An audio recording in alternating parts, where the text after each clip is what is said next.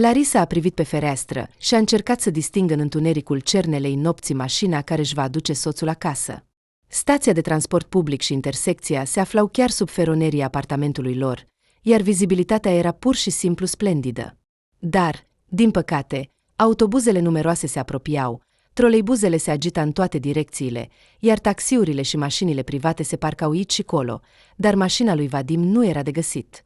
Dintr-un motiv oarecare, Larisa s-a întrebat cu voce tare de ce nu apare, iar răspunsul a venit parcă de la sine. Vadim s-a întors la vechile obiceiuri, iar ea, știind totul, stătea în continuare la fereastră și l-aștepta. Nu era nevoie să fie un geniu pentru a-și da seama cum își petrece timpul liber. Știa chiar și cu cine și în ce circumstanțe. Dar tot aștepta. În primele zile după căsătorie, Larisa nu observa nimic sau pur și simplu nu voia să creadă că așa ceva era posibil. S-a căsătorit cu Vadim când era foarte tânără. Bărbatul preda la colegiul pedagogic local, iar ea, o absolventă recentă a acelei instituții, îl privea pe soțul ei proaspăt căsătorit cu ochii plini de entuziasm. De la primul la al 4-lea an, toate fetele suspinau de fiecare dată când Vadim apărea în sală sau trecea pe lângă ele în coridor. Era un simbol sexual local. Liber, tânăr, deschis și plăcut în conversație. Unul dintre puținii profesori bărbați. La acea vreme, bărbatul avea deja 32 de ani. Și nici măcar nu ascundea că avea experiență în toate privințele. Despre poveștile sale amoroase circulau legende. În căminul unde locuia Larisa, în fiecare săptămână apărea un nou zvon. Cine dintre studentele tinere a primit o invitație la cabana lui Vadim pentru a trece cu bine examenul? Cabana profesorului era folosită pentru scopuri foarte concrete, iar el nu ascundea acest lucru. Evident, avea unele probleme cu conducerea colegiului, dar, deoarece bărbatul era cu adevărat un profesionist în predare, toată lumea închidea ochii la toate. Din undeva apăreau cunoscuți care puteau să intervină pentru el, iar toate amantele lui erau deja de mult majori, așa că Vadim nu a simțit niciodată consecințe serioase pentru stilul său de viață. Ce este surprinzător? La 32 de ani, bărbatul nu fusese niciodată căsătorit.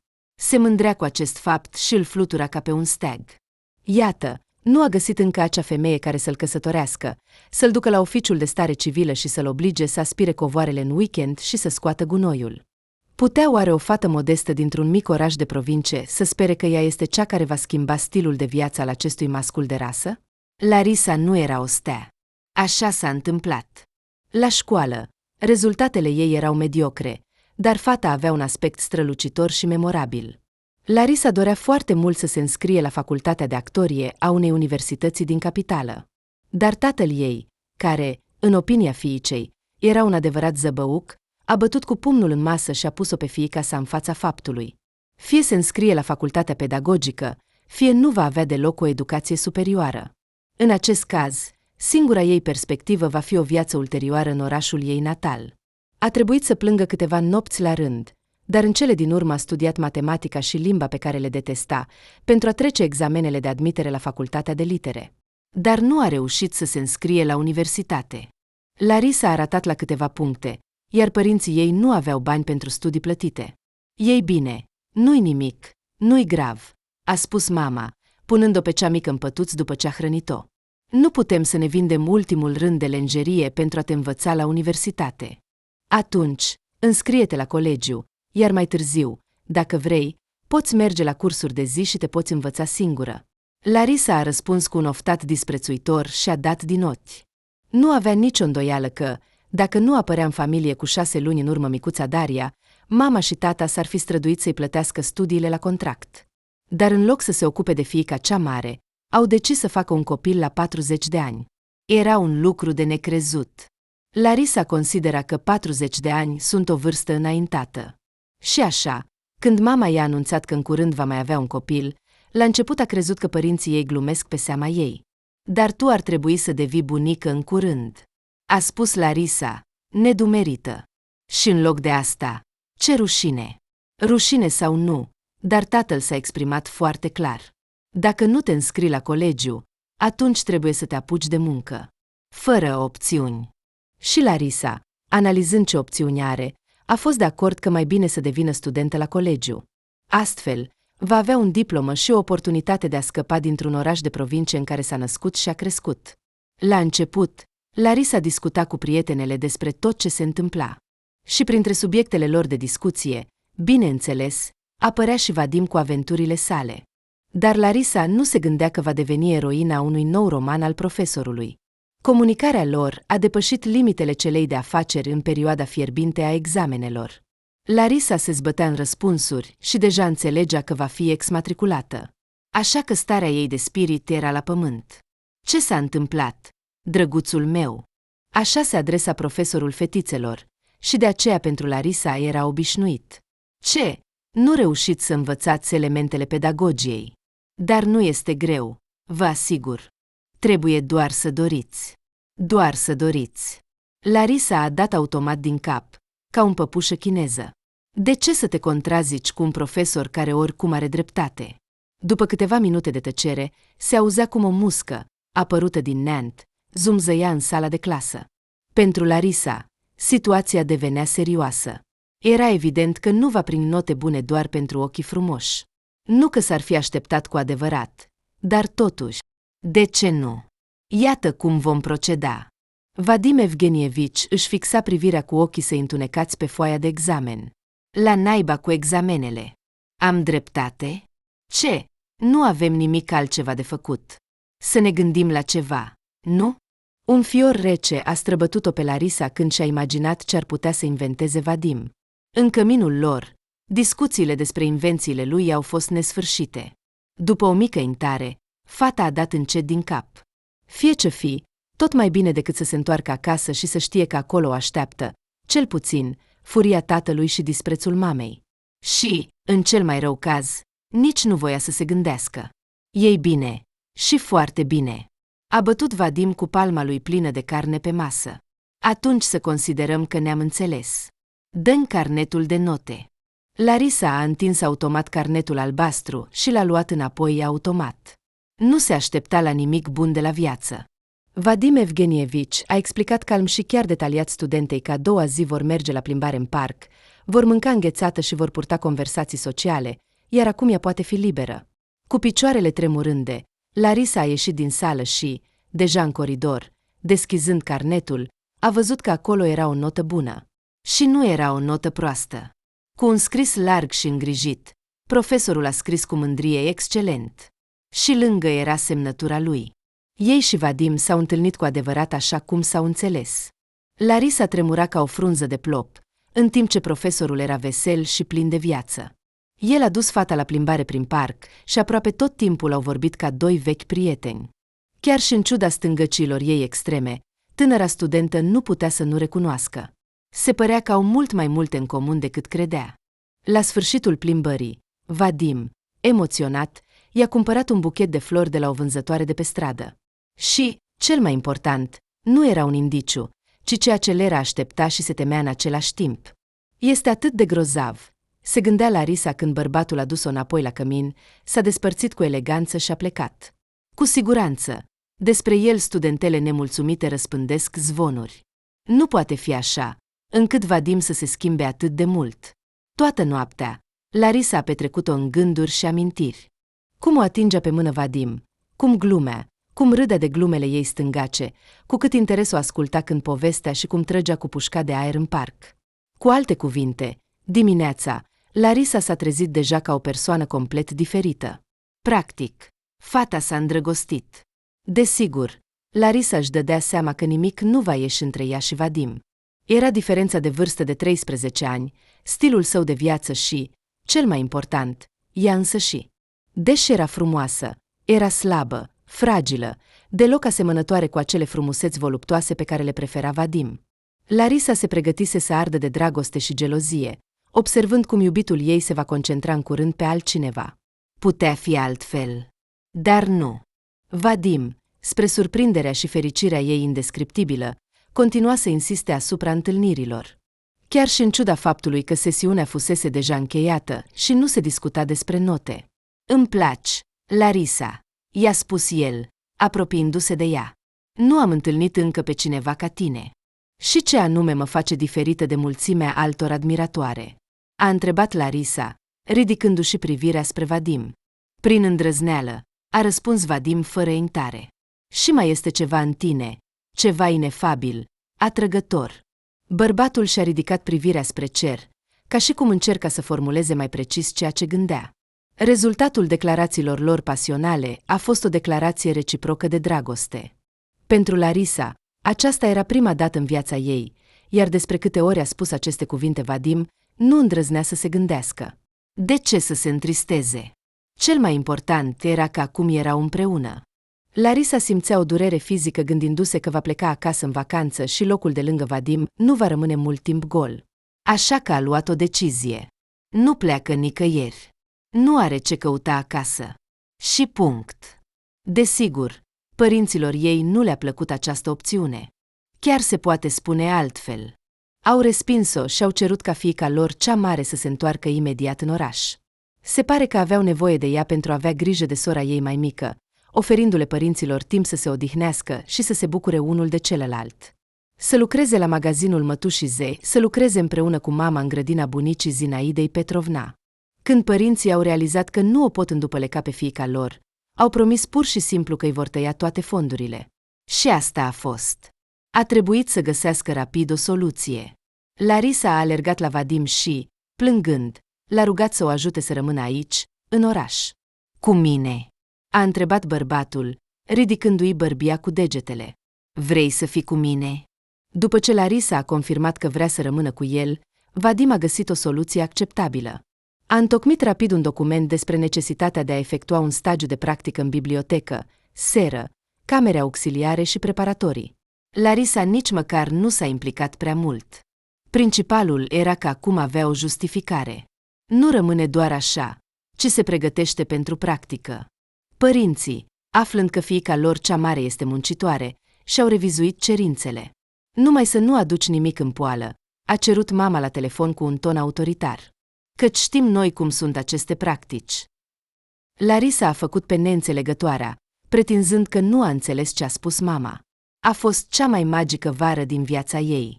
Abia atunci Larisa a înțeles ce înseamnă să fii cu adevărat iubită. Mai târziu, amintindu-și evenimentele din acea perioadă, fata chiar s-a gândit că Vadim s-a îndrăgostit de ea cu adevărat tocmai atunci când au avut ocazia să vorbească mult, să se întâlnească aproape în fiecare zi, să se plimbe pe străzi sub ploaie, îmbrățișați sau să alerge prin parc, ținându-se de mână. Diferența de vârstă nu se simțea deloc. Larisa avea impresia că alături de ea se află un tânăr și jucăuș de vârsta ei. Vadim știa multe locuri interesante unde organizau picnicuri și mai insista ca iubita lui să se dezvolte cultural. În acea vară, Larisa a reușit să viziteze o mulțime de muzee, galerii de artă și chiar a fost de câteva ori la teatru. Viitoarea mea soție trebuie să fie o persoană foarte educată, cu o viziune largă, a spus Vadim într-o zi, iar inima Larisei a sărit. Nu cumva Vadim crede că ea merită să devină soția lui? Era o fată simplă dintr-un mic oraș. Totuși, mai târziu, Larisa s-a convins că se grăbește, deoarece Vadim nu îi făcuse o propunere, ci doar spusese un fapt evident. Dar atracția ei față de acest bărbat era atât de puternică încât pur și simplu își pierdea capul de fiecare dată când îl vedea sau îl auzea. Numai alături de el, Larisa trăia cu adevărat, respira și se bucura de fiecare zi. Când a venit septembrie, Larisa s-a întristat. Fetele s-au întors în cămin, iar Larisa a prins zvonuri proaspete. Se spune că Vadim are pe cineva constant. Cel puțin, a fost văzut de mai multe ori cu aceeași fată. Îți poți imagina? Nu cumva Vadim a îmbătrânit atât de mult într-o singură vară. Fetele râdeau, iar Larisa simțea ca și cum o lamă de cuțit i s-ar fi înfipt în inimă. Ele și Vadim nu considerau necesar să se ascundă, dar disprețul deschis care răzbătea din cuvintele colegelor ei era un indiciu clar. Romanul lor era de scurtă durată. Se va găsi alta, după care Vadim va sări să se plimbe în parc. Aceste gânduri Larisa le-a împărtășit iubitului ei în acea seară. Dar, contrar așteptărilor ei, Vadim nu a râs, ci a acuzat-o pe fată și a spus cu un ton special. Așadar, nu ne rămâne altceva de făcut decât să ne căsătorim? Să ne căsătorim? Larisa s-a uitat la Vadim cu ochii mari. Noi? Dar pe cine mai vezi aici, în afară de noi? Vadim s-a întors din nou la ironia sa confortabilă. Desigur, să ne căsătorim. Drăguță, te iubesc, te consider soarta mea. Atunci de ce nu? Totul va fi bine, nu te teme. Trebuie să spun că, Imediat ce fetele din cămin au aflat cine este acea frumoasă necunoscută care se plimbă cu profesorul lor, i-au declarat boicot. Dar Larisa era atât de fericită încât nici nu observa aceste mici detalii. Deoarece s-a înscris la colegiu după clasa a 11-a și trebuia să studieze doar 2 ani, în primăvara următoare a fost depusă cererea la oficiul de stare civilă. Iar imediat după obținerea diplomei, Vadim și Larisa au devenit oficial soț și soție. Părinții Larei au avut o atitudine foarte caldă față de noul lor ginere, dar i-au reamintit fiicei că nu au posibilități materiale de a o ajuta, așa că trebuie să se țină cât mai strâns de Vadim și să nu se gândească la întoarcerea în orașul natal. Adică, acum Larisa are o educație, așa că să se descurce cum poate. La început, tinerii căsătoriți au mers să locuiască cu mama lui Vadim într-un apartament cu 2 camere. Larisa nu era încântată de această vecinătate, dar înțelegea perfect că trebuie să se înțeleagă bine cu Nadia Petrovna. Femeia avea o mare influență asupra fiului ei, iar Larisa dorea să-i placă. Se poate spune că acest manevru a avut un succes excelent, deoarece soacra a apreciat tânăra mireasă tăcută și calmă, pe care o adusese veselul Vadim. A avut niște femei atât de zbuciumate, că e înfricoșător să te uiți, a recunoscut sincer Nadia Petrovna într-o zi, când ele două au făcut secrete în bucătărie. Așa că tu ești o opțiune excelentă pentru Vadim. Cel puțin nu bei fără oprire. Larisa i-a mulțumit cu căldură soacrei pentru acest compliment, deși era, desigur, foarte îndoielnic. Când Nadia Petrovna a moștenit de la o mătușă fără copii o căsuță mică într-unul dintre satele din apropiere, s-a gândit și apoi a vândut locuința și a dat banii tinerilor căsătoriți. Iată, vă dau ca primă contribuție. Altfel, veți sta pe umerii mei și nu mă veți bucura cu nepoți timp de încă 5 ani. Așa că, hai, tineri, înainte! Mai întâi să luați un credit ipotecar, iar apoi să faceți copii. Larisa, care în acel moment lucra la școală și preda copiilor din clasa a 2-a, se îndoia foarte mult că acum ar trebui să meargă în concediu de maternitate. Dar dragostea pentru Vadim îi acoperea ochii, mai ales că li se oferea ocazia de a avea prima lor locuință. Soțul ei i-a spus că o parte considerabilă din salariul său va merge pe creditul ipotecar. Dar nu aveau de ales. Apoi, părinții Larisei, fără un motiv anume, au decis să se îndure și au scos din economiile lor. Eu și tata ne-am gândit că nu trebuie să te simți ca o parazită la un soț bogat, a observat mama cu rațiune. Acum te ajutăm, îți oferim locuință, iar apartamentul nostru va rămâne pentru Daria, cred că nu te vei opune. Larisa i-a mulțumit cu căldură părinților. Având în vedere că au adăugat bani pentru prima contribuție, rata lunară a fost destul de confortabilă, iar în curând tânăra familie s-a mutat în apartamentul lor. Da, era un apartament mic, cu o cameră și, desigur, nu era în centrul orașului. Dar pentru Larisa era o fericire imensă. Neputând să creadă că acum totul îi aparține, fata se plimba prin apartament, atingea pereții și întrerupătoarele, visa la cum vor face reparații și vor trăi acolo.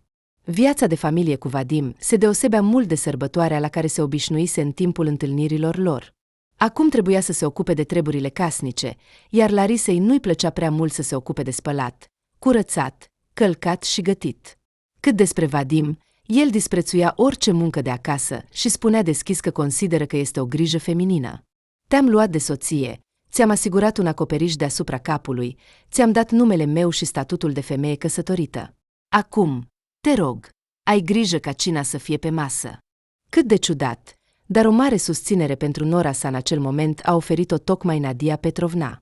Femeia încerca să-l convingă pe fiul ei și să-i transmită lui Vadim necesitatea de a o ajuta pe soție, măcar cu lucruri mărunte, dar regulat.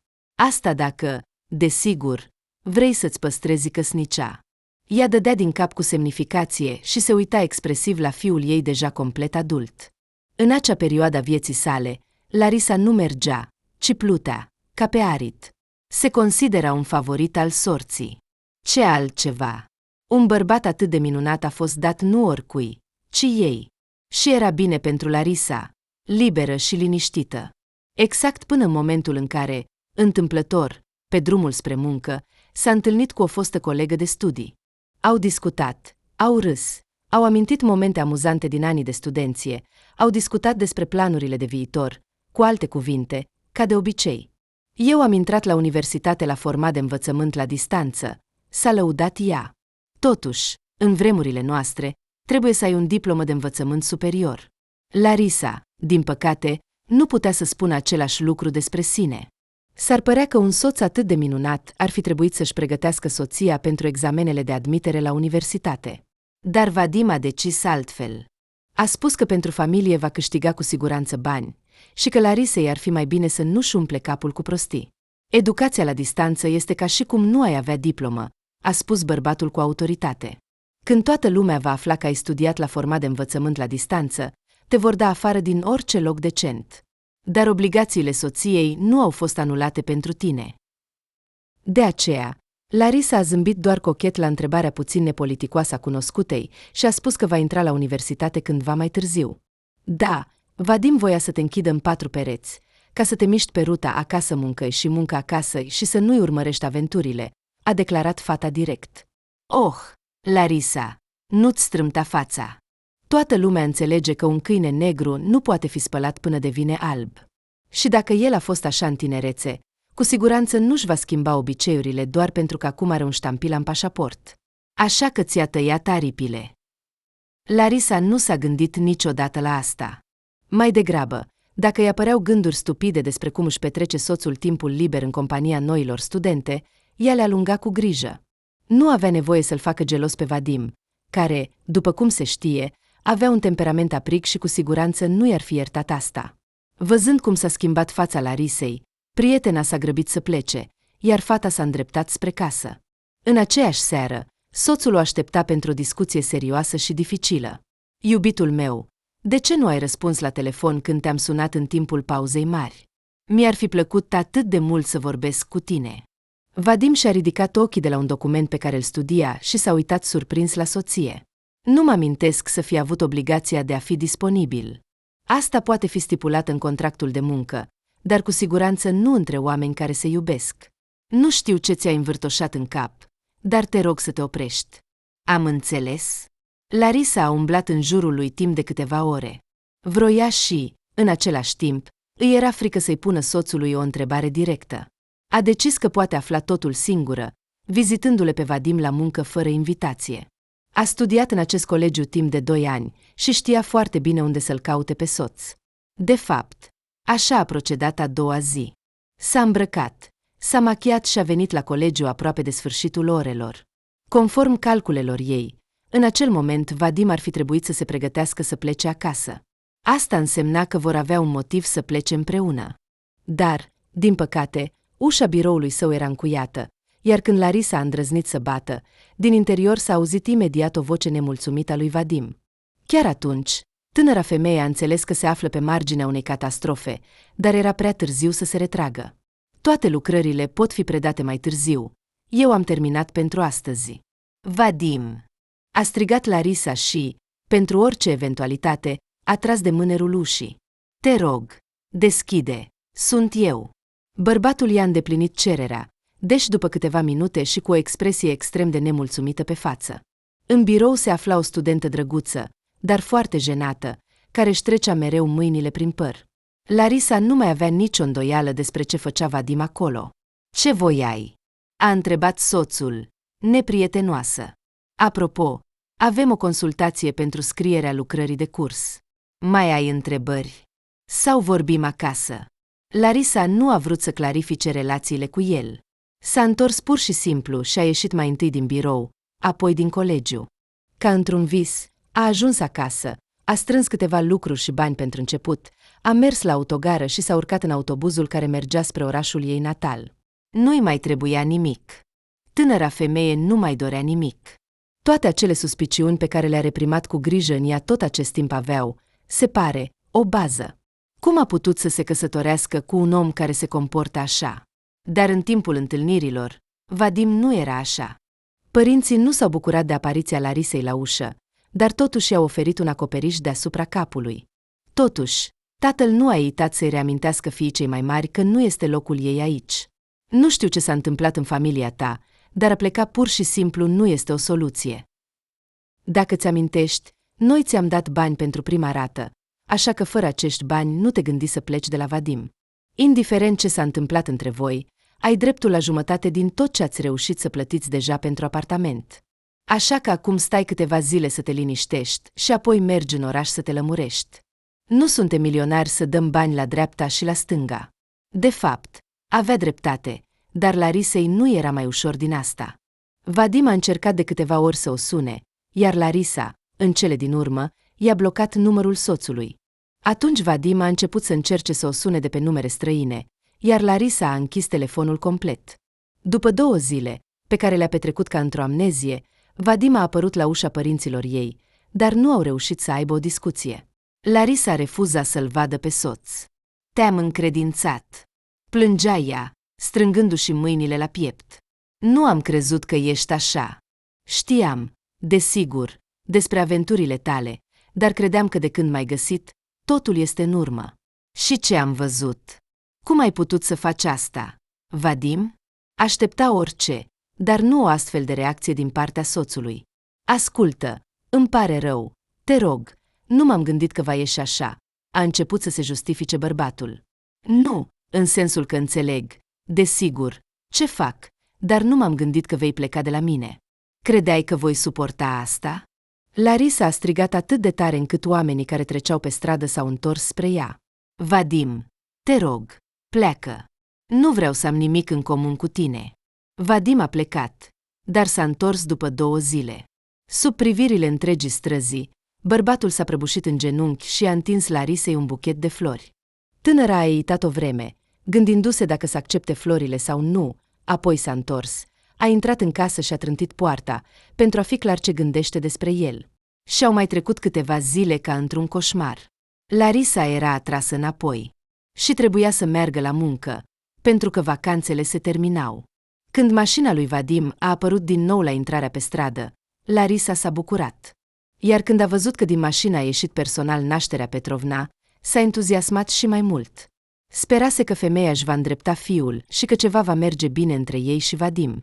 De fapt, așa s-a întâmplat. Nașterea Petrovna, aruncându-i lui Vadim priviri otrăvite, a promis nurorii că va face muncă educativă în continuare. Te rog, întoarce-te la el, Larisa. A cerut ea calm, fără a-și pierde demnitatea, dar în același timp foarte expresiv. Îți amintești că ți-am spus că ești cea mai bună candidatură pentru fiul meu? Eu încă așa cred. Între noi fie spus, Vadim va dispărea fără tine. Doar că acum nu înțelege asta. Larisa, suspinând greu, în cele din urmă a acceptat scuzele soțului. Vadim a jurat că nu va mai fi nimic care să-l abată de la calea cea bună. Și Larisa, dacă vrea, poate veni la el la muncă în orice moment, chiar și fără avertisment și invitație. Nu vor mai fi aventuri. Pentru a fi convingător, Vadim chiar agita mâinile. Nu vor mai fi motive de suspiciune, cuvântul meu. Totul va fi foarte transparent și vei fi sigură că sunt doar cu tine. Larisa, te rog, iartă-mă. Spre marele bucurie a părinților săi, care erau deja sătui de Larisa, ea s-a întors în oraș împreună cu soțul și soacra. Și viața a revenit pe calea predestinată. Acasă, muncă, muncă, acasă, soțul iubit. Vadim și-a respectat cuvântul și, într-adevăr, ea nu putea să-l suspecteze de nimic.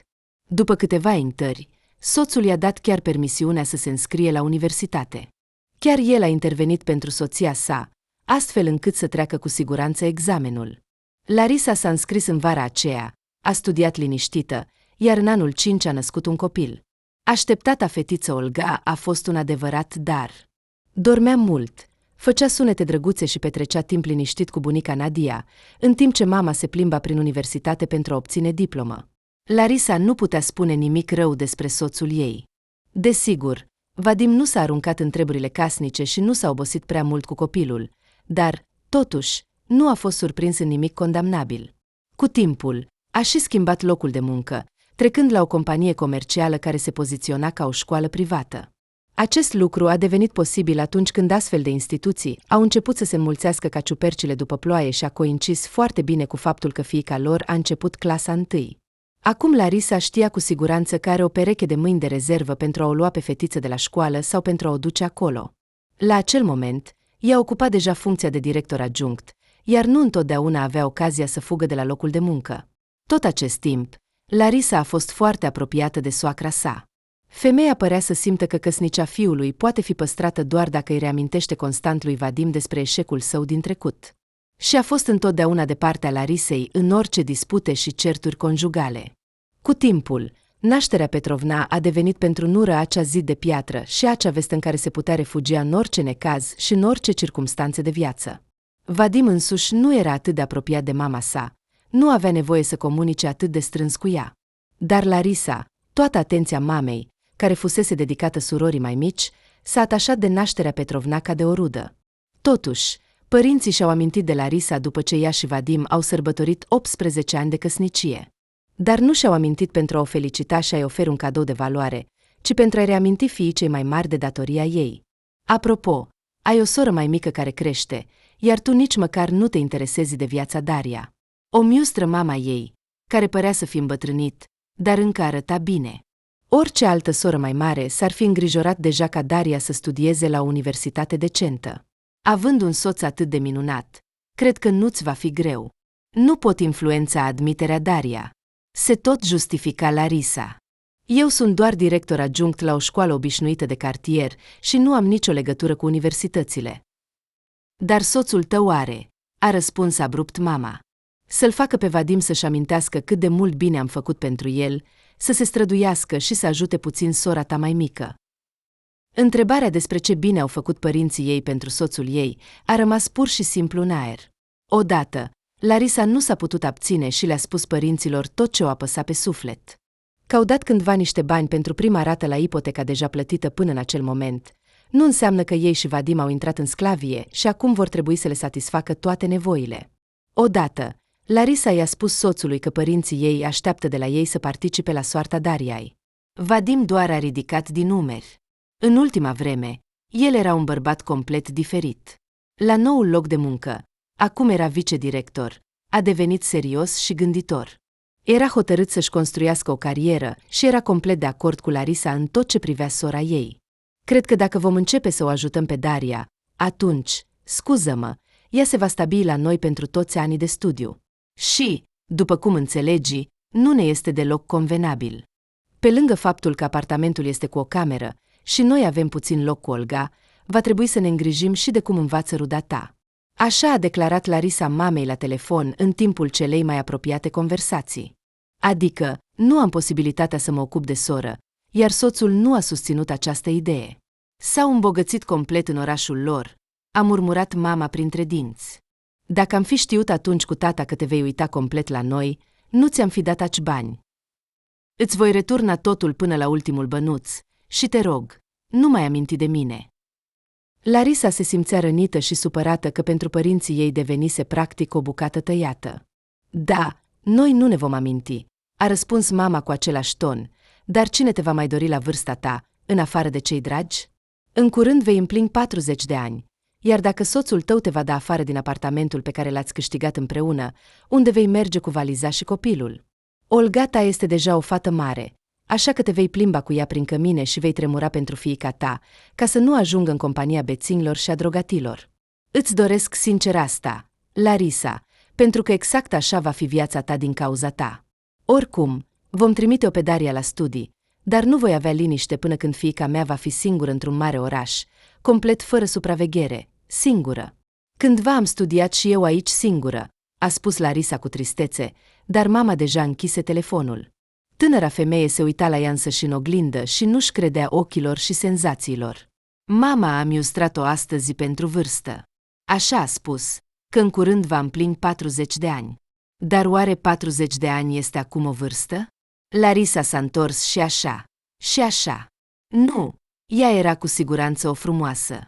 Ei bine, poate nu era o frumusețe de pe coperta unei reviste de modă, dar cu siguranță nu era o bătrână cu batic și cu un baston în mână. Acum îi era chiar amuzant să-și amintească gândurile despre faptul că părinții ei au adus pe lume o soră mai mică aproape la aceeași vârstă.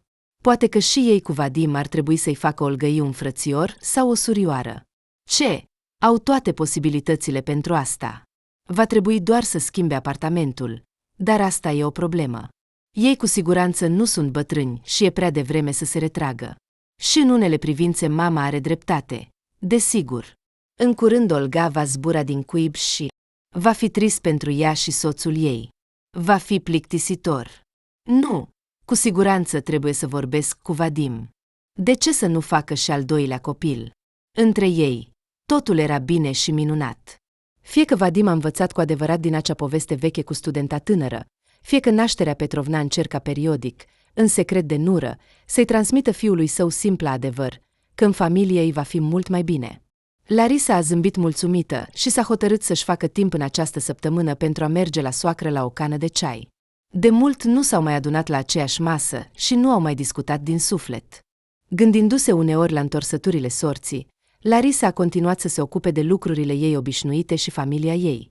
Se grăbea la muncă, avea grijă de studiile fiicei sale adolescent, iar seara încerca să se implice în afacerile lui Vadim, care se pregătea să obțină o nouă promovare la muncă și chiar lua în considerare posibilitatea de a o aduce și pe soție să lucreze la școala privată. Ce câștigi acolo? Mici sume. Iar la instituția noastră vei avea ocazia să lucrezi doar cu elevi selectați. Gândește-te bine. Laboratoare bine echipate, săli luminoase, părinți și copii adecvați. Dar eu îmi iubesc elevii mei, a răspuns cu bâlâândețe Larisa. Pe ai mei, așa cum sunt. Problemații, buni, ascultători și hoți deschiși, dar m-am obișnuit cu ei. Vadim a râs și nu înțelegea cum poate cineva să se atașeze de o școală de cartier obișnuită și de elevii cei mai obișnuiți. Viața tinerei familii s-a schimbat complet și irevocabil când, la sfârșitul lunii iunie, cineva a sunat la ușă. Larisa, neavând suspiciuni, a deschis, deoarece aștepta un curier. În loc de curier, la ușă a apărut sora mai mică cu o valiză. Daria? A întrebat surprinsă Larisa. Ce te aduce aici? Mama nu m-a avertizat că vii în vizită. Și ce? Acum trebuie să te programezi pentru a veni la mine. Se părea că sora mai mică nu era deloc dispusă la politețe. Mama și tata au spus că ei au dat și bani pentru acest apartament, așa că am dreptul să locuiesc aici o vreme. Argumentele surorii erau, desigur, slabe, dar ce putea face Larisa? A trebuit să se dea la o parte pentru ca Daria să intre în hol și să o invite pe oaspete la masă. În curând, mama a sunat-o pe Larisa, dar nu cu scuze, ci cu pretenții.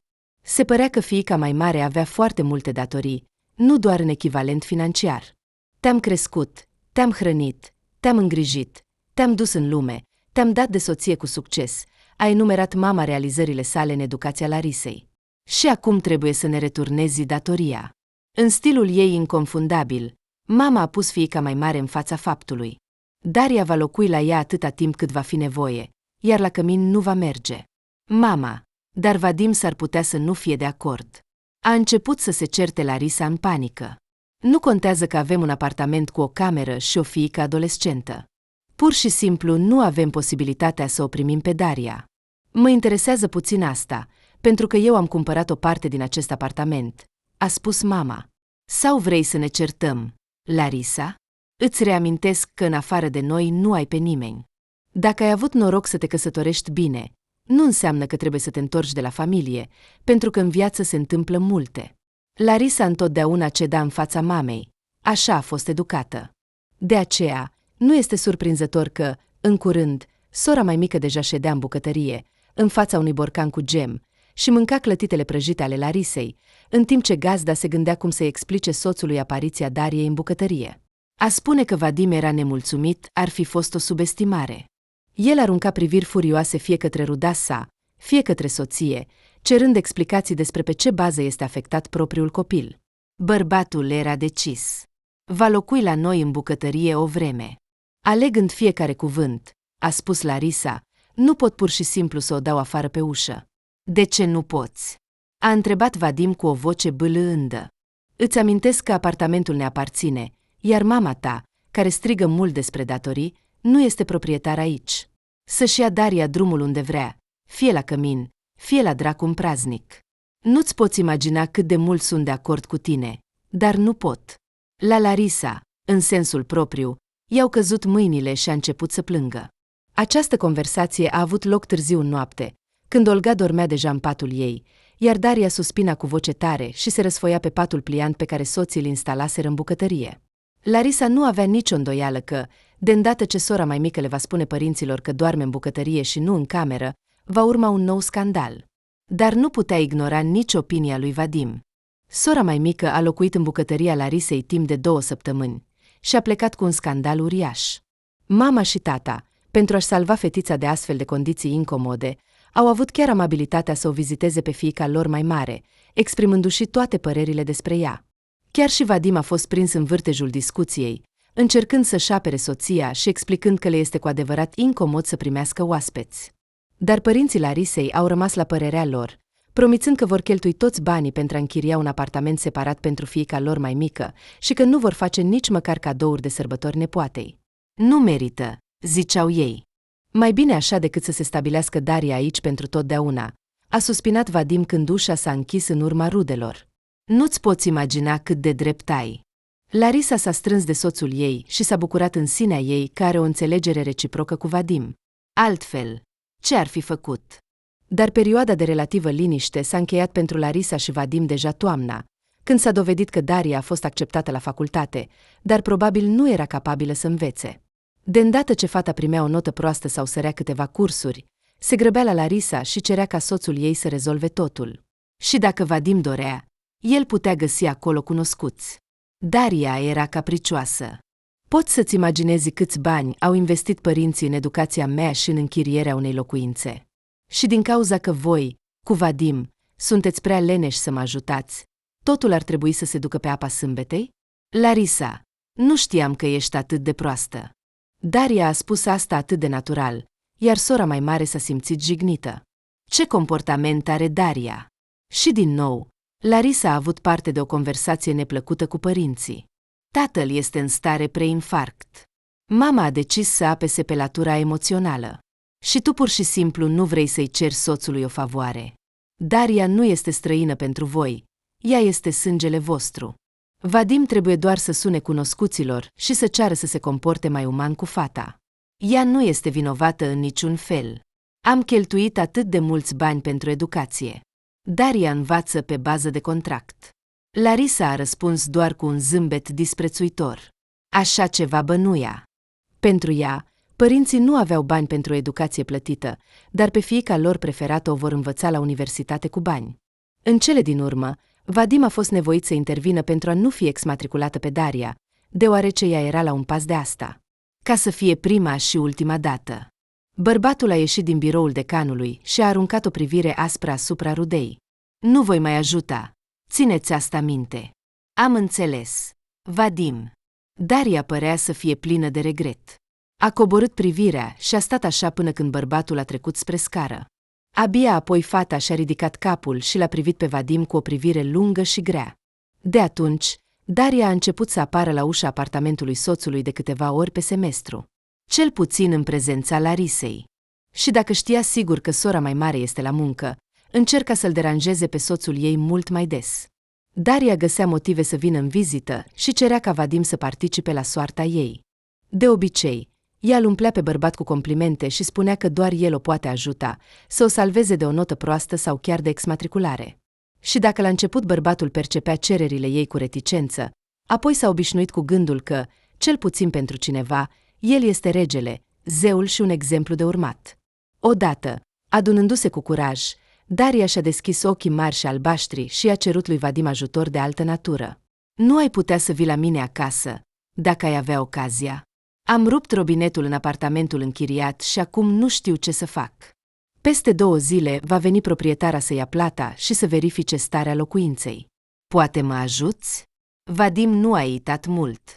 El doar a privit-o atent pe Daria și a dat din cap. Cu un instinct infailibil de prădător, bărbatul a simțit oportunitatea de a obține o pradă rapidă.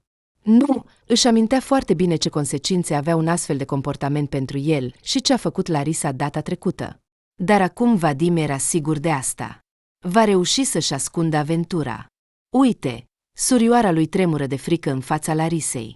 Și dacă va începe să vorbească, întotdeauna poate spune că ea îl urăște și face asta din răzbunare, așa să spunem. A doua zi, după muncă, Vadim a venit la Daria și a reușit să scape de ea doar după câteva ore. Larisa nu era încă acasă, așa că nici măcar nu a fost nevoie să mintă. Sentimentul de libertate îl îmbăta pe bărbat. 50 de ani pentru un bărbat nu sunt o vârstă. El va arăta tuturor ce poate face. Larisa nu bănuia nimic. Ea credea că plecările frecvente ale lui Vadim sunt legate de noul loc de muncă pe care l-au dat la o școală privată. Adevărul este că acum bărbatul nu mai propunea soției să vină să lucreze la el.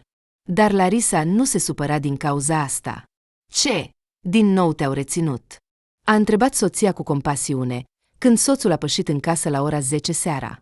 Nu trebuie să te lași tratat așa. Vadim era mai bâlând decât untul.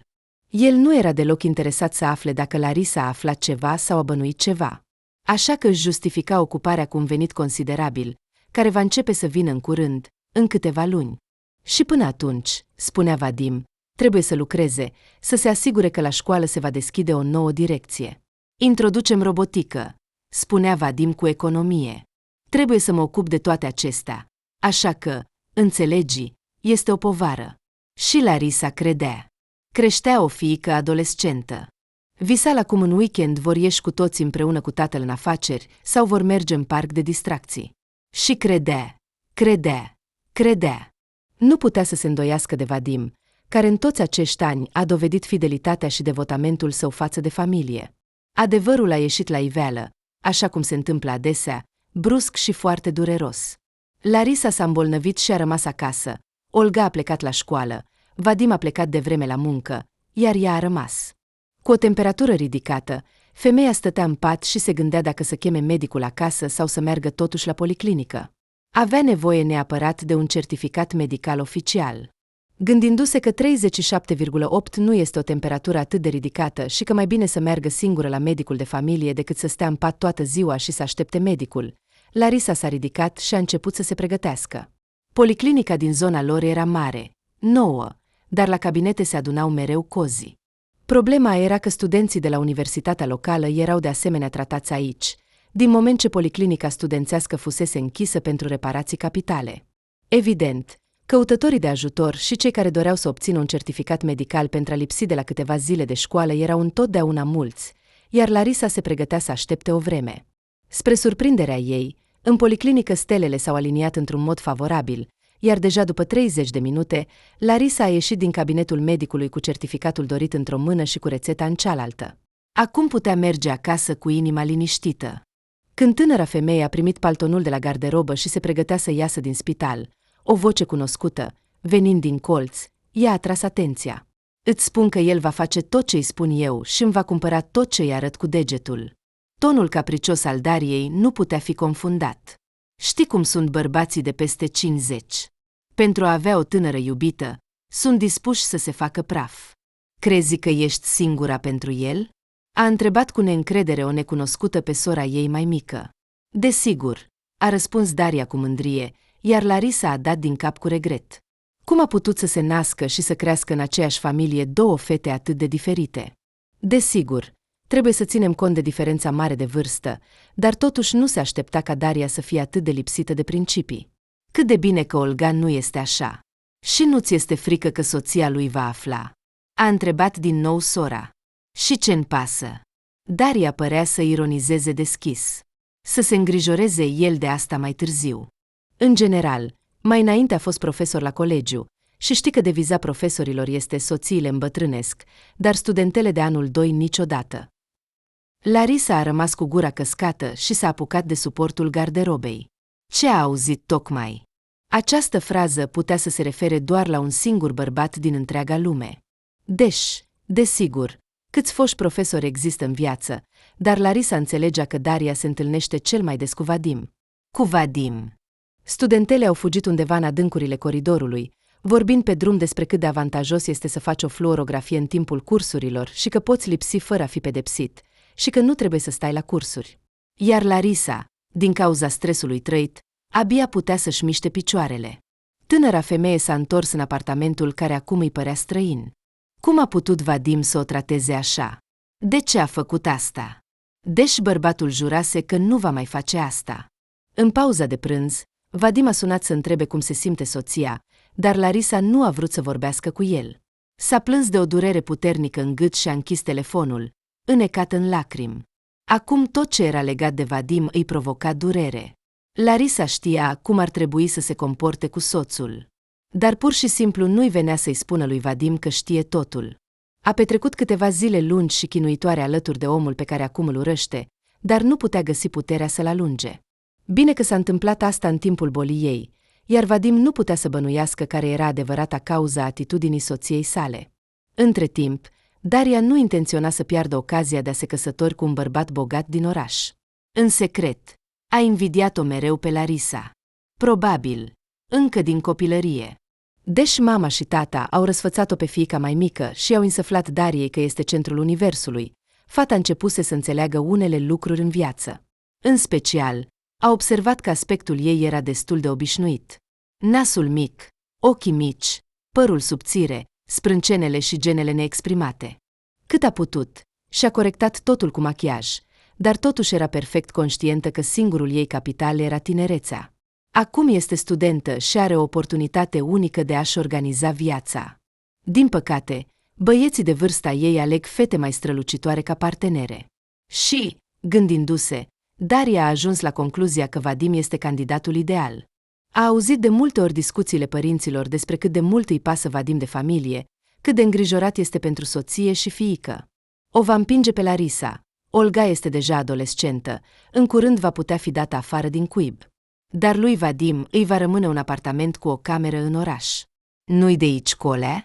În plus, nu va avea niciun centimetru pătrat din apartamentul Larisei. O parte îi aparține soțului ei, iar banii pe care părinții i-au dat pentru prima rată, dacă va fi cazul, îi vor da fiii cei mai mici. Așa că va ieși că va avea o familie frumoasă cu Vadim. Iar Larisa și Olga să meargă să se plimbe prin pădure. Fiecare pentru sine în această viață, și fiecare trebuie să lupte pentru fericirea sa. Daria nu era mulțumită că sora mai mare trăiește liniștită și nu bănuiește nimic.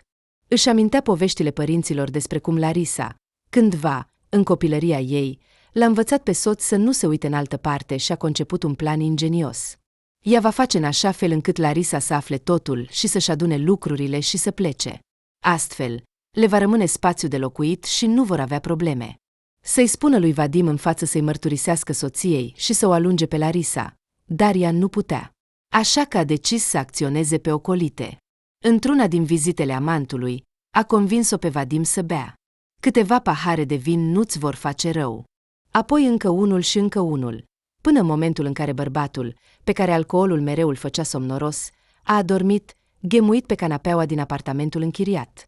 Daria se uita cu plăcere cum se schimbau cifrele verzi strălucitoare de pe ceasurile electronice mari.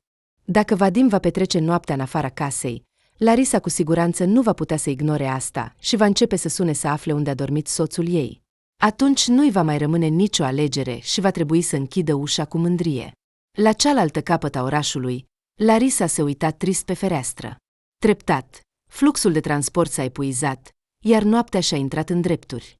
Vadim nu a venit să doarmă acasă pentru prima dată atât de evident și deschis.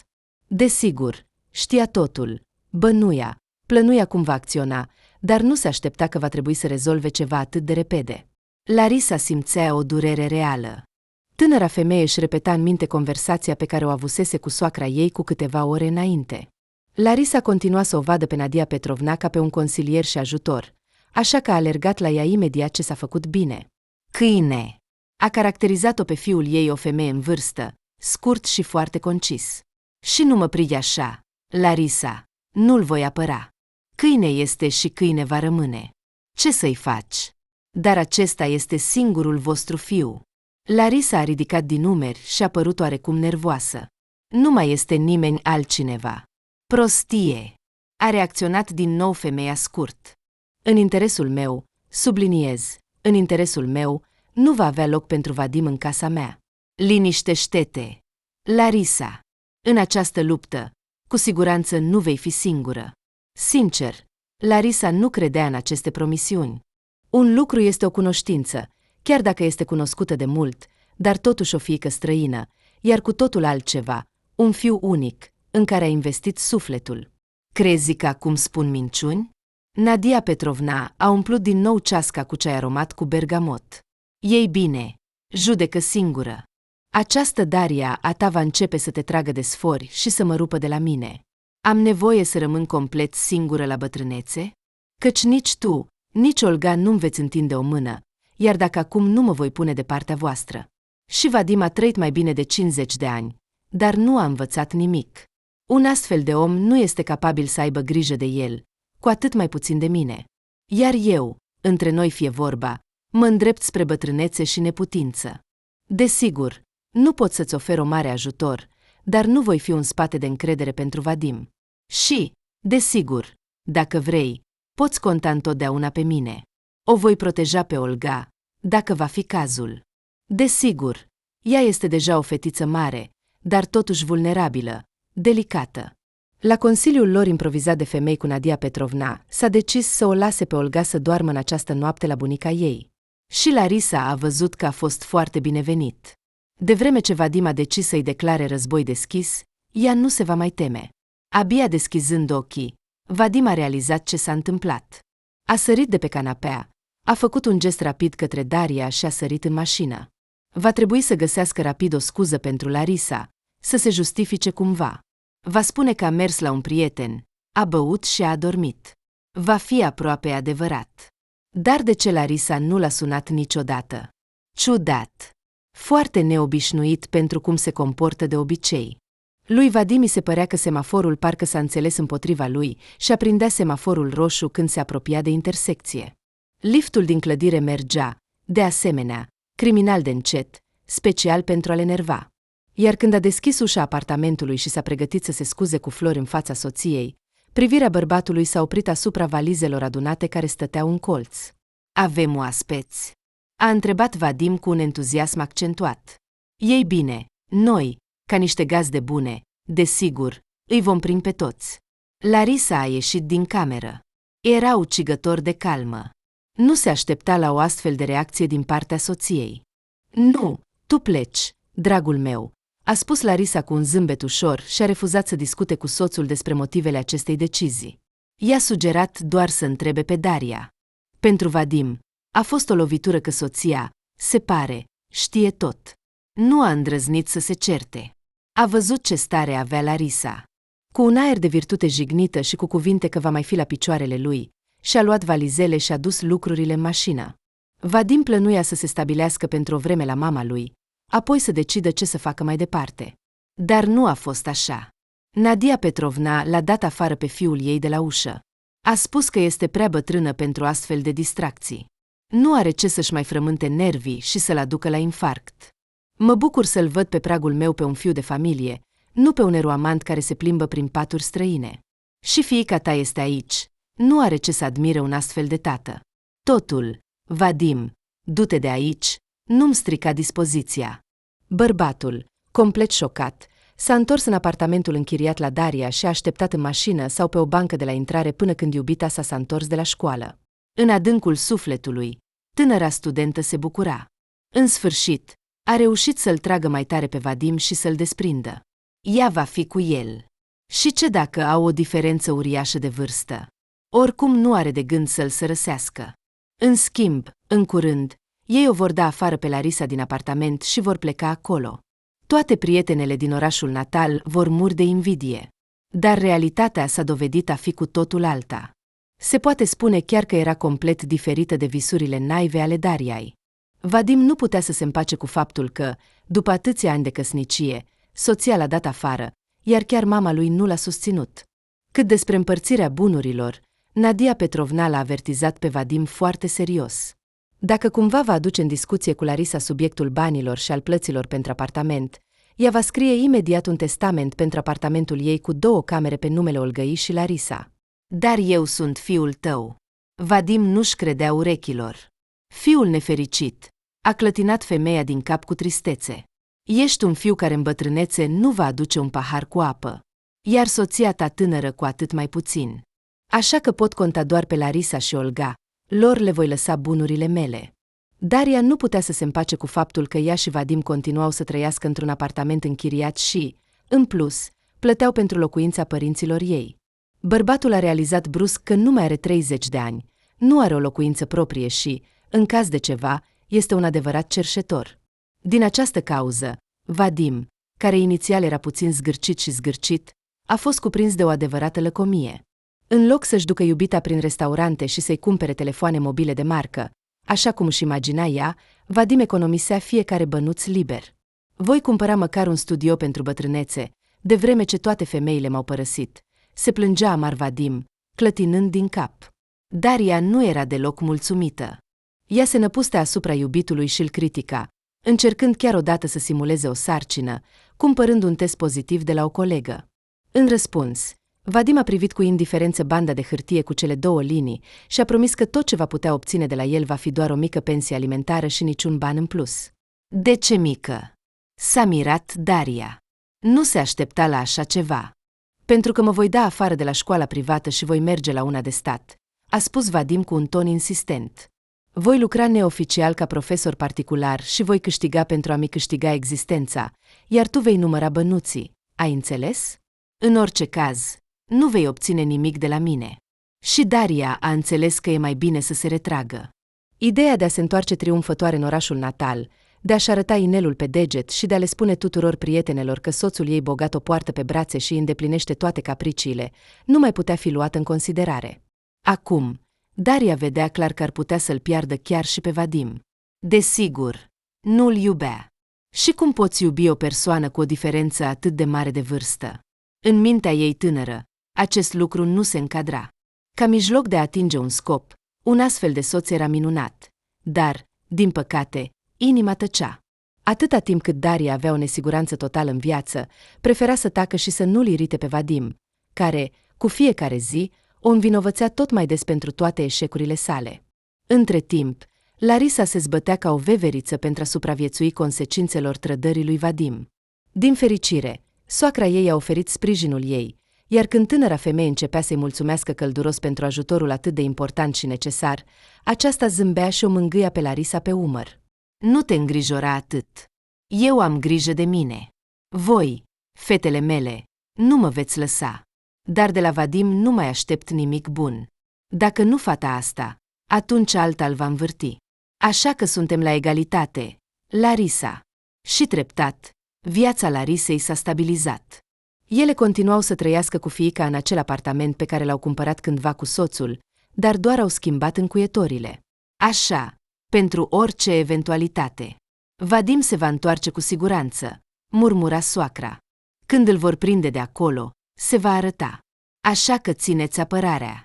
Și Larisa era de acord cu fiecare cuvânt al acestei femei minunate, complet neobișnuite.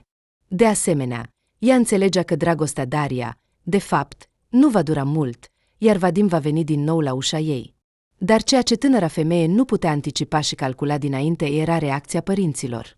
Se pare că Daria nu a informat mama și tata despre detaliile romanului ei și le-a spus, doar că acum trăiește cu un bărbat. Mama nu a găsit nimic mai bun decât să sune fiicei celei mari și să o certe pe Larisa. Iată, ce rău este! Nu doar că s-a dens de studiile surorii ei mai mici, dar Daria nu vrea să ajute cu nimic. Daria trăiește cu greu, economisind la tot, nu și-a găsit un bărbat prea generos. Iar Larisa nu se grăbește să meargă la universitate. Dacă ai prins un astfel de bărbat, trebuie să ajuți familia, a cerut mama fără nicio jenă. Spune-i lui Vadim că am dat bani pentru apartament având în vedere că nu vă întoarceți de la afacerile familiei noastre, altfel ce fel de rudenie este asta? Larisa i s-a părut chiar amuzant când le-a povestit mamei cu cine, de fapt, s-a asociat fiica ei mai mică. Îi poți transmite lui Vadim personal, a încheiat Larisa discursul ei. Sună-i pe Daria și cere-le la telefon. Dar mama, în loc să o compătimească pe fiica cea mare, a găsit o altă ocazie. Deci, tu ești cea care îi scoate fiecare bănuț lui Vadim. Trebuie să plătim pentru apartamentul închiriat în care el locuiește cu Daria. Oprește-te din șantaj. El îți datorează doar pensie alimentară pentru Olga și atât. O nesimțită. La revedere, mama. Larisa a închis apelul și a blocat numărul mamei. Probabil că ar fi trebuit să facă asta mult mai devreme. Vadim a apărut la ușa apartamentului, ca și cum nimic nu s-ar fi întâmplat, la o lună după ce Larisa l-a dat afară. Pentru vizită, bărbatul s-a străduit să facă o impresie favorabilă asupra fostei soții. Arăta într-adevăr tânăr și energic. Ascultă, ce nu se întâmplă în viață? Deși Larisa nu l-a invitat să intre, Vadim s-a strecurat totuși în apartament. Am trăit atât de mulți ani împreună, se poate spune că am mâncat un pumn de sare, iar tu acum înceți să cauți motive de ceartă? Eu nu caut motive de ceartă și, în general, nu vreau să am nimic în comun cu tine. Larisa a dat din cap, indicând spre ușă. Și, în general, întârzi, așa că pleacă de pe drum. Am dreptul să-mi văd fiica. Vadim și-a ridicat bărbia pentru a părea combativ și neîndupălecat. Olga este acum la bunica și nu vrea să vorbească cu tine. Repetând în minte cuvintele despre răbdare, a spus Larisa. Vadim a înțeles că acum va fi cu siguranță dat afară pe ușă. Larisa nu este genul care să plângă, să-și amintească tot ce a fost bun și să sufere de toată această sentimentalitate. Dar nu vreau să plec, a urlat bărbatul de disperare. Înțelege, este doar o confuzie temporară. Și, în general, sora ta m-a îmbătat. Da, m-a îmbătat, ca să nu plec nicăieri. Ea a pus totul la cale și am chiar suspiciunea că împreună cu tine ați vrut să-mi luați jumătatea apartamentului. Larisa l-a privit pe fostul soț ca pe un nebun. Vrei să spui că pentru jumătatea unui apartament merită să faci tot acest scandal? Nu te mai lăuda, Vadim, te rog. Acum pleacă, altfel voi aplica o altă metodă. Hai, de ce stai ca înfipt? Vadim nu dorea să se împace cu această situație. Deși se arăta ușa în mod regulat, el continua să vină la Larisa și să ceară întâlniri cu fiica adultă. Olga, de altfel, nu suferea de lipsă de hotărâre, așa că i-a spus tatălui tot în față. Tot ce gândește despre oamenii care sar în patul altora și încalcă promisiunile date anterior. Tu ești de vină pentru tot, a înnebunit Vadim, strângându-și lucrurile pentru a se muta de la Daria. Dacă nu ai fi fost tu, aș fi continuat să trăiesc în familie. Tu ai pus totul la cale. A cui vacă mugește? Fata, dezamăgită de cele mai bune așteptări și speranțe, nu s-a lăsat mai prejos. Și tu ai așteptat, bătrânul câine, pe cine să te arunci. Eu doar am fost lângă tine și am fost cea mai frumoasă. Dar tu te-ai uitat în oglindă de mult. Înainte de a trânti cu zgomot ușa apartamentului închiriat, Vadim a aruncat o privire disprețuitoare asupra fostei iubite. Nimeni nu va fi interesat de tine în anul de foamete pentru un sac de cartofi, așa că nu te mai lăuda. Da, în unele privințe ai dreptate, ai fost doar lângă mine. Astfel, cuplul s-a despărțit spre nemulțumirea reciprocă, dar nimeni dintre ei nu a reușit să revină la situația care fusese cu câteva luni în urmă. Daria continua să trăiască în apartamentul închiriat și să studieze la universitate cu succes variabil. Până în anul 3, fata a reușit cumva să reziste, dar nu a putut să treacă sesiunea de iarnă și a fost exmatriculată. Cu o zi înainte, tatăl ei a suferit un infarct. Până la urmă, la vârsta lui nu poate munci atât de mult și s-a dovedit că nu are bani pentru a se înțelege cu profesorii și pentru a plăti următorul semestru. Mama, obișnuită să asculte plângerile fiicei de la capătul firului, a încercat să o sune pe Larisa pentru a rezolva problema cu ajutorul ei și a descoperit cu uimire că numărul fiicei nu răspunde. Apelurile de la alte numere nu au adus niciun rezultat. Ei bine, îți voi face eu, a murmurat femeia cu răutate. Era convinsă că Larisa încă suferă, se chinuie și suferă după fapta Dariei și a lui Vadim, dar nu vedea nimic critic în a ajuta sora în situația dificilă. Ce dacă fiecare a avut ceva în trecut? Acum trebuie să-i dăm tatălui bani pentru tratament și să o ajutăm pe Daria. Și ea însăși nu mai este deloc tânără. Copiii adulți trebuie să-și ajute părinții. Punct. La Larisa, fiica ei este deja complet adultă. Să meargă să câștige niște bani, măcar vara. Asta va fi o bănuță în plus pentru familie. Altfel, s-au risipit, au lăsat picioarele să atârne și stau liniștiți, când rudele se chinuie să supraviețuiască. Cu toate acestea, nu a reușit să restabilească relațiile și comunicarea cu Larisa. Când, trecând peste sine, mama Larisei și a Daria a reușit să-l sune pe fostul ginere, s-a dovedit că apartamentul a fost vândut cu permisiunea lui Vadim, iar Larisa a plecat undeva, fără a lăsa o nouă adresă și schimbând numărul de telefon. Mi-au dat banii pentru jumătatea mea și nu mai am pretenții, a murmurat Vadim la telefon, iar conversația s-a încheiat. Nu era cazul să recunoască fostei soacre că Larisa a primit o promovare la locul de muncă. O ofertă avantajoasă de a ocupa funcția de director la o școală dintr-un alt cartier. După ce a reflectat bine și a cerut părerea Nadiei Petrovna și a Olgăii, femeia a decis. Apartamentul trebuie vândut, banii să fie recuperați și să cumpere ceva nou în acel cartier. Nadia Petrovna a dorit să-i ofere nepoatei economiile sale cu gândul că partea apartamentului pe care îl va cumpăra Nurorile va fi înregistrată pe numele Olgăi. Vezi și tu, cum e viața, suspina femeia. Întotdeauna trebuie să ai spatele asigurat, mai ales pentru sexul slab. Olga se va căsători în câțiva ani, va naște un copil și nu se știe cum se va desfășura totul pentru ea. Eu nu voi reuși niciodată să economisesc pentru un apartament separat, dar dacă punem banii împreună, putem cumpăra un apartament foarte bun cu 2 camere. Minunat! A zâmbit Larisa. Atunci să-i dăm lui Vadim o parte din bani, ca să nu aibă pretenții. Și să nu-i mai arunce asta fiicei. Oricum ne va ajunge. Poate nu pentru o locuință atât de luxoasă, dar va fi suficient. Știi, Nadia Petrovna, eu pur și simplu nu vreau să fiu datoare cuiva. E suficient. M-am săturat de datorii în viața asta.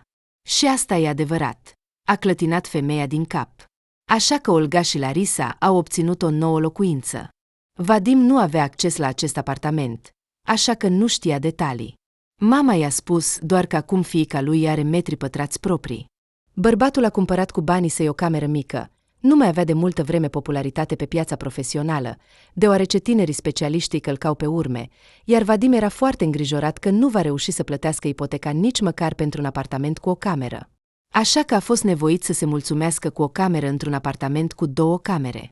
Și pentru asta, Vadim era fericit. Larisa, după o vreme, privind în jur, a realizat că, în afară de prima ei dragoste, există mulți bărbați demni. Cu atât mai mult cu cât criteriile de alegere a unui partener de viață erau acum complet diferite, nu ca acum 20 de ani. Olga era deja independentă, se pregătea să intre la universitate, iar mamei nu-i stătea în cale să-și construiască viața personală. Larisa, în ciuda funcției înalte, reușea să aibă grijă de ea însăși și să-și găsească un partener pe măsură. Așa că nimeni nu s-a mirat când, după o scurtă perioadă de timp, femeia a fost din nou chemată la oficiul stării civile.